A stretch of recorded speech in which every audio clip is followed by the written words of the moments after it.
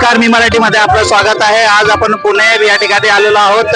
आपल्या बरोबर राष्ट्रवादी काँग्रेस शरद चंद्रजी पवार गटाचे शहराध्यक्ष प्रशांतजी जगताप आपल्या सोबत आहे। आपण बघू शकता मोठ्या प्रमाणात या ठिकाणी लोक जमलेले आहेत आणि जल्लोष साजरा करण्यासाठी या ठिकाणी आलेले आहेत। आपण मनोगत जाणून घेऊया, काय आपण म्हणाल? एक विजय एकदम दणदणीत। सर्वप्रथम हा विजय मिळून दिला त्याबद्दल मी महाराष्ट्राच्या तमाम नागरिक बंधू भगिनींचा मतदारांचा मनापासून आभार मानतो, त्यांना वंदन करतो। महाराष्ट्रातल्या नागरिकांनी, मी तुम्हाला तुमची दुरुस्ती करतो, आमचा काही गट राहिलेला नाही। महाराष्ट्रातल्या नागरिकांनी राष्ट्रवादी काँग्रेस पार्टी शरदचंद्रजी पवार या पक्षाला मान्यता दिलेली आहे आणि शिवसेना उद्धवजी ठाकरे या पक्षाला मान्यता दिलेली आहे। पण आमचा गट राहिलेला आहे, गट पलीकडे गेलेला आहे, ज्यांच्या जागा कमी आलेल्या आहेत। त्यामुळे हा विजय हा आम्ही महाराष्ट्रातल्या नागरिकांना समर्पित करतो। देवेंद्र फडणवीस नावाच्या एका माणसाने पवार कुटुंबातला कुटुंब फोडण्याचा प्रयत्न केला, ठाकरेंचं कुटुंब फोडण्याचा प्रयत्न केला, पवार साहेबांचा राष्ट्रवादी काँग्रेस पार्टी आणि घड्याळ पळून नेलं आणि त्याचबरोबर शिवसेना आणि धनुष्यबाण पळून नेलं।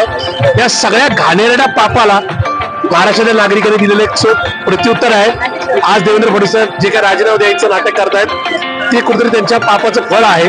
दुसऱ्याचं घर फोडण्याचं, दुसऱ्याचा पक्ष फोडण्याचा प्रयत्न केल्यानंतर ते आपल्या अंगलट येतं। महाराष्ट्राच्या नागरिकांनी त्यांना म्हणजे 2 डिजिट मध्ये सुद्धा आकडा दिलेला आहे।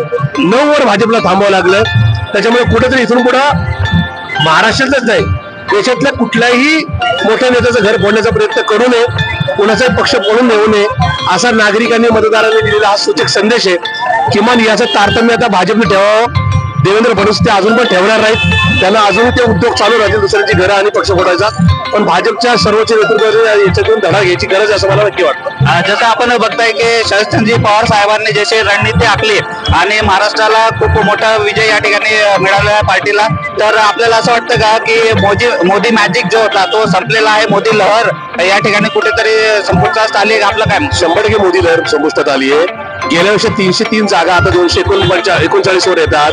10 वर्ष पंतप्रधान राहिलेल्या माणसाच्या पक्षाची 63 जागांनी वजाबाकी होते, याचा अर्थ ते हरलेले आहेत। मला असं वाटतं की म्हणजे कुठेतरी आत्मचिंतन करून नरेंद्र मोदी स्वतः पंतप्रधान होणार नाहीत, पण दुर्दैव आहे की स्वतःच्या नेतृत्वाखाली 63 जागा कमी मिळून सुद्धा नरेंद्र मोदींना पंतप्रधान पदाचा मोह आवडता आलेला नाहीये। त्याच्यामुळे इथून कुठेतरी महाराष्ट्रातील जनता आणि देशातली जनता नरेंद्र मोदींच्या भूलथापाला बळी नक्की पडणार नाही।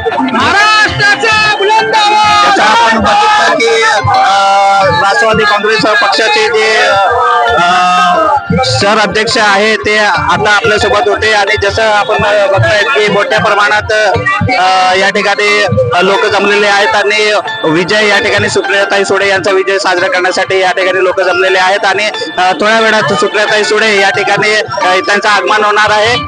तर आपण पाहत राहा मी मराठी। धन्यवाद। वर्ग पास केला म्हणतात।